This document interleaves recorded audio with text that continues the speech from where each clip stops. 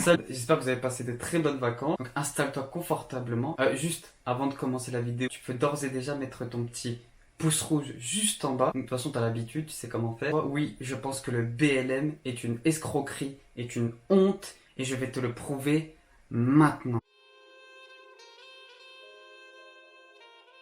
Bon, une fois n'est pas coutume, on va commencer avec un peu d'histoire. On va parler du Black Panther Party. Parce que c'est à partir de cette organisation que tout a basculé. Tu vas comprendre. Donc Black Panther Party a été créé par deux amis d'enfance, Seal et Newton, en 1966. Il faut bien comprendre une chose. Seal, lors d'une interview, il précise bien que ce mouvement n'est pas spécifique à la lutte pour le droit des Noirs, mais une lutte, et ça a toujours été historiquement, c'est une lutte pour le droit des prolétaires, que ce soit blanc, noir, jaune, on combattait les droits de tout le monde, et pas spécifiquement aux Noirs. Donc contrairement actuellement, on se battait pour les prolétaires, pour un droit social, alors qu'aujourd'hui c'est un droit sociétal. Ne jamais tomber dans le piège du sociétal, il faut toujours rester dans le social.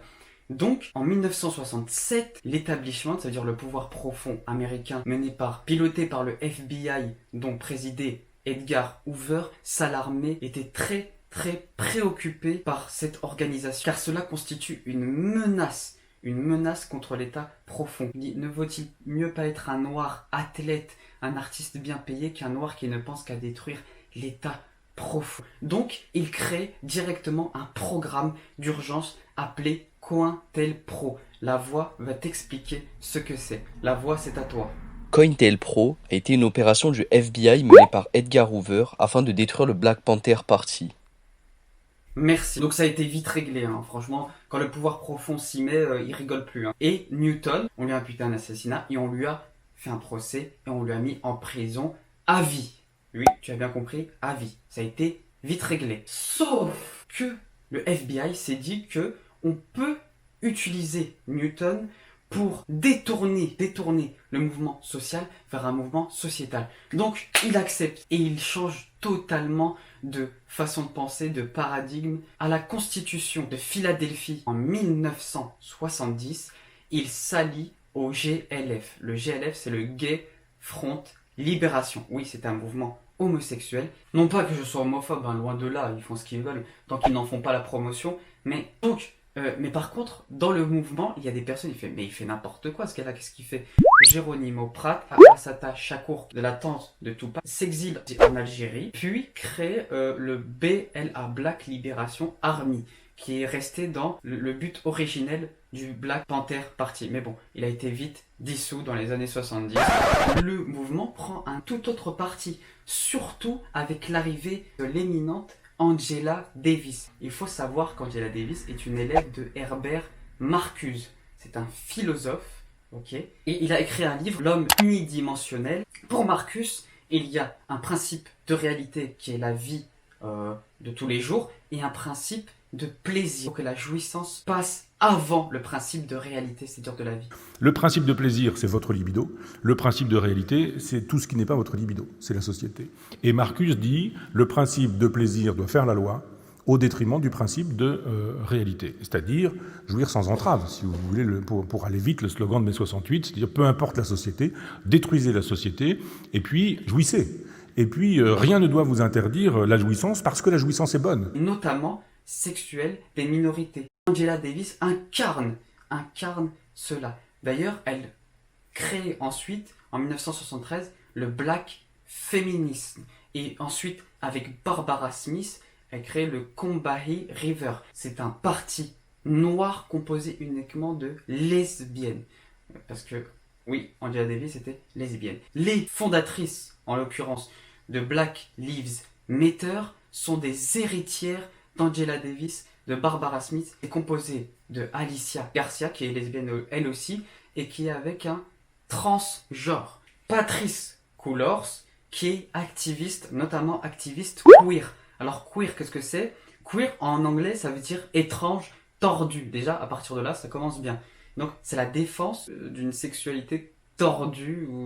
Je répète, je n'ai rien contre les homosexuels, mais ils sont instrumentalisés à des fins capitalistes. Il faut savoir que la GPA, ils ont été utilisés pour légaliser en quelque sorte dans 5 6, 7, 8 ans ou 10 ans, la GPA, c'est la gestation pour autrui. Donc pour moi, c'est de la prostitution procréative. C'est très... On prend des femmes du tiers-monde, on utilise leur corps, on loue leur ventre pour assouvir les besoins très riches, voire des très très riches. En Ukraine, depuis 2004, la GPA à titre commercial est légale, autorisée par le Code de la famille. Katia s'occupe des couples francophones et leur propose 3 types de contrats. Économe à 30 000 euros, standard à 40 000 ou VIP à 50 000 euros. J'ai besoin d'argent, c'est pour cela que j'ai accepté. Je veux acheter une maison avec. Pour vos enfants ? Oui, c'est ça. Louer son ventre contre de l'argent. Une exploitation du corps de ces femmes ? Une critique que la clinique rejette. C'est le travail comme les autres. Combien touche une mère porteuse ? C'est une secret commercial. Une mère porteuse toucherait en moyenne 10 000 euros, l'équivalent de 3 ans et demi de salaire médian ukrainien. À ce tarif, les candidates sont nombreuses. Si c'est la société que vous voulez pour demain, moi, ce n'est pas mon cas. Il y a 2 raisons à leur émergence en ce moment. D'ailleurs, ce mouvement n'est pas sorti de nulle part. Ce sont grâce aux réseaux sociaux, ce sont des armes du pouvoir. Il a été reconnu que Facebook, Twitter ont délibérément fait passer Black Lives Matter dans les tendances de leur réseau. Il y a une raison officielle et une raison sous-jacente. On va commencer par la raison officielle. Il faut savoir que la transition post-Covid sera très brutale. Et oui, les licenciements vont exploser. Il y aura beaucoup trop de monde licencié. Et il faut savoir que ces personnes licenciées seront dans la rue demain pour des raisons sociales, pas pour des raisons sociétales. Eh bien, il faut à tout prix une lutte sociétale pour faire face écran contre la lutte sociale qui grondera. Tout d'abord, ce qu'on veut, c'est très simple. C'est réduire, affaiblir la police au maximum. Pourquoi ? On veut tout simplement remplacer la police par l'armée, par une société de plus en plus totalitaire. Qui dit plus totalitaire, dit militaire. Et comment on aboutit à ce projet ? En mettant en exergue l'ensauvagement, entre guillemets, de la société. Parce qu'il faut savoir comment on peut promouvoir l'immigration d'un côté et d'un autre côté, mettre en exergue des modèles de société, que ce soit musical, jeux vidéo, où la promotion de la violence est constamment déversée sur les jeunes.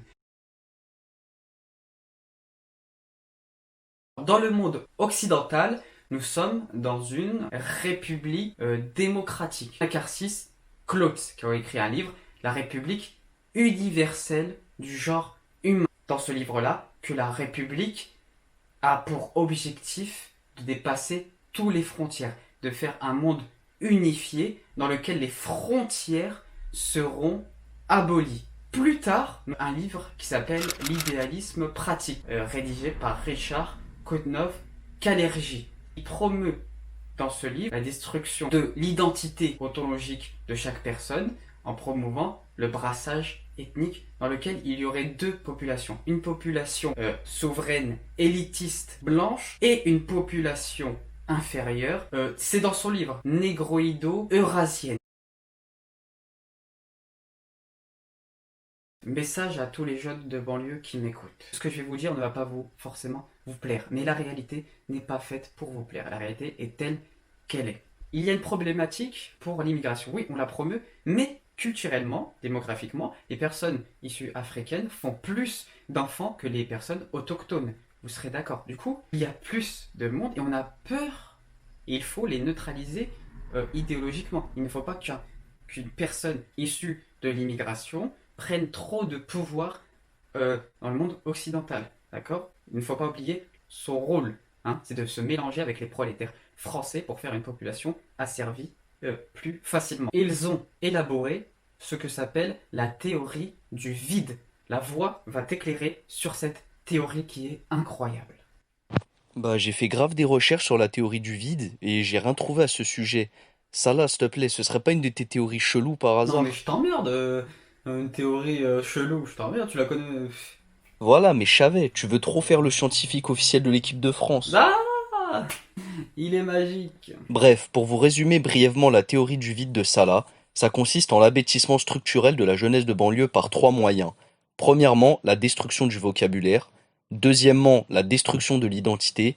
Et enfin, la normalisation du divertissement. Oui, oui, c'est exactement ceci. On va commencer détailler point par point. D'abord, la destruction du vocabulaire. Si tu veux te révolter et que tu n'as pas les mots pour décrire tes mots, personne ne t'entendra, ou du moins tu ne seras pas crédible ou pas écouté et tu seras risible aux yeux de tous. Donc, le pouvoir dispose de plusieurs armes, notamment une qui a fait un dégât considérable, c'est un crime contre la jeunesse, ça s'appelle le rap. Oui, c'est très simple.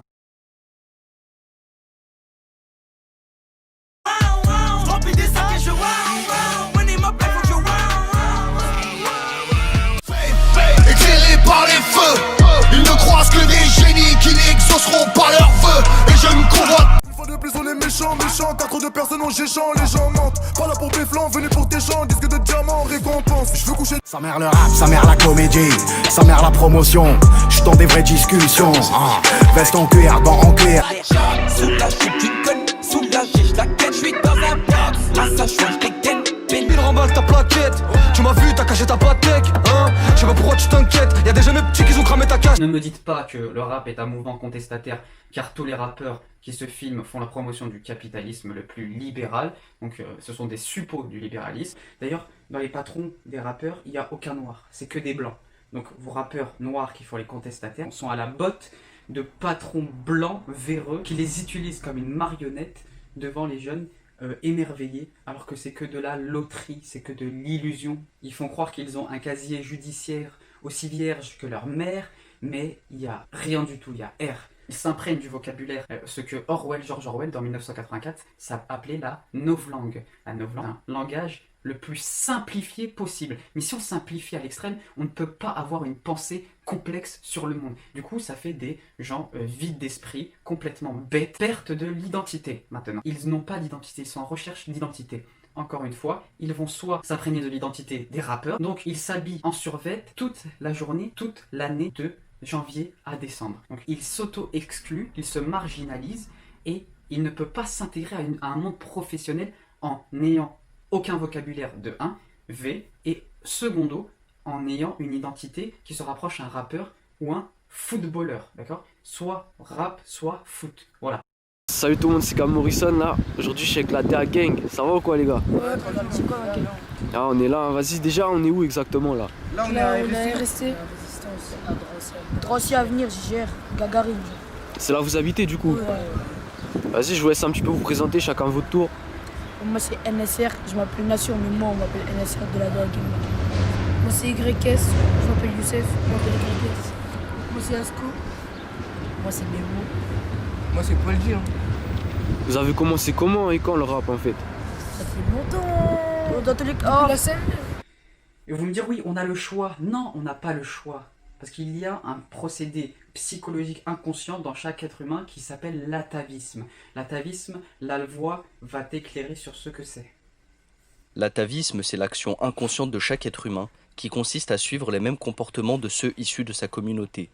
Merci beaucoup, merci. Donc l'identité et la normalisation du divertissement. L'effort est devenu une exception et le divertissement est devenu une normalisation banalisée. Or, il faut savoir qu'il y a deux entités psychiques chez l'homme. Il y a soit être heureux, soit être diverti. Pour être heureux, il faut souffrir, mais l'homme a peur de souffrir. Si tu n'es pas heureux, tu t'ennuies, d'accord? Et pour pallier à l'ennui, tu te divertis. Le divertissement est très limité dans le temps. Du coup, tu t'ennuies. Diverti, t'ennuies. C'est un cercle vicieux.